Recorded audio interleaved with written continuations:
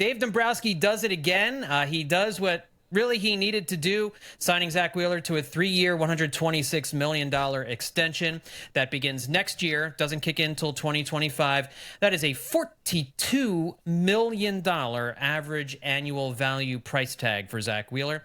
That is the largest average annual value contract extension ever handed out in Major League Baseball. He is now the third highest paid pitcher on a per-year basis, behind only Max Scherzer and Justin Verlander, who each make $43.3 million. So it doesn't have any impact on this year's luxury tax implications, but he's now signed with the Phillies for the next 4 years. Liz, I thought it was interesting that he said he only wanted to do another 3 years. It sounds as though he would like to probably step away from baseball and retire when he's done with this contract extension with the Phillies. I predicted it would be a 5-year extension because most pitchers want to keep pitching. They want to keep going as long as they possibly can. Doesn't sound like that's what Zack Wheeler wanted. So the Phillies get him on a shorter term deal, which I'm sure they wanted. So they're not paying a guy who's going to be 38, 39 years old, $35+ million a year. So your initial reaction to the contract extension, 3 years, $126 million for Zack Wheeler? I mean, what's there to complain about? I mean, there's nothing really. This is what we we'll wanted. Find something. I'm sure we will. But this is what we wanted. Like, I remember conversations we've had where we were really worried about what this extension would look like. Like, we all agreed it needed to get done, but we knew that it might get bad by the end. But knowing that he's like, yeah, I've got young kids and I would like to take care of them. I'd like to pick them up. I'm not Max Scherzer. I want to retire before I'm enfeebled. So I like my family, unlike some pitchers out there. I mean, Zack Wheeler's wife just, like, I think maybe yesterday or the day before, like, just gave birth to their second child, a daughter. And during the press conference today, like, he didn't say a whole lot in general, but he thanked his wife a number of different times. But there was one point he was just like, she's who enables me to do this. And he just sort of stopped talking for like a second.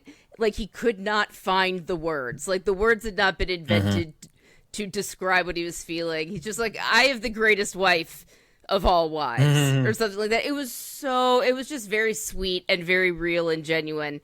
And I loved that moment because you could sort of see, like, whoa, this is like the whole life now. I've got the kids and I've got wife and I've got like all of this money. I've got my career figured out. It must have been like an incredible moment for him today.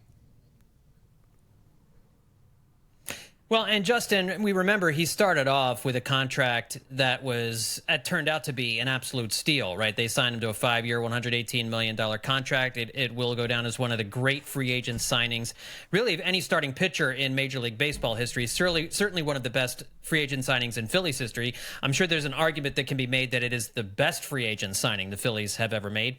In 4 seasons with the Phillies, in the regular season, he started 101 games, 43-25, a 3.06 ERA, a 1.055 whip, and he has 2 top 10 Cy Young finishes, runner-up in 2021. And then you talk about his playoffs, his playoff record, the lowest career whip of any pitcher in playoff history with a minimum of 40 innings. All of the big starts that he's made in October, he always comes through for them in these situations.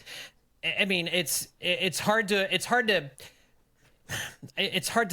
state exactly how much value the Phillies got based on that deal that Matt Klentak signed him to. And none of us were sold on Zack Wheeler when he first signed that deal with the Phils. Makes you want to talk to Klentak about, like, what did you see? What did you like? Like, because like you said, there was no guarantee that this was the level of success that deal would be viewed on in the years to come. So it makes you wonder, because, Klentak is long gone and didn't have a whole lot of other successful signings or wins to speak of while he was here with the Phillies. So that was, I think that's absolutely right. I started just think, like, at what point do we start comparing this team to the Braves in this regard? I mean, Harper's locked up forever. Turner's locked up forever. Nola's locked up forever. Now they've locked up Wheeler forever. I mean, that's what the Braves were revered for doing. And it was just like, they can't keep just getting these talented players and making sure they'll be around for the next 5 years. And they were like, done. It's done. Austin Riley forever.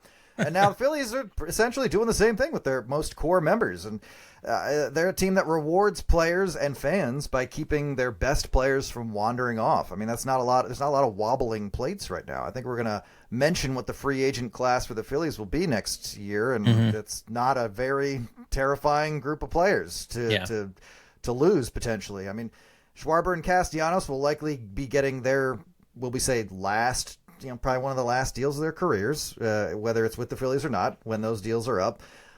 Other than that, like as far as like core guys, important guys, the Phillies are in a good place right now, and when the time comes, guys who remain important to this team will hopefully be getting the same kind of deal. And it's a good precedent to set.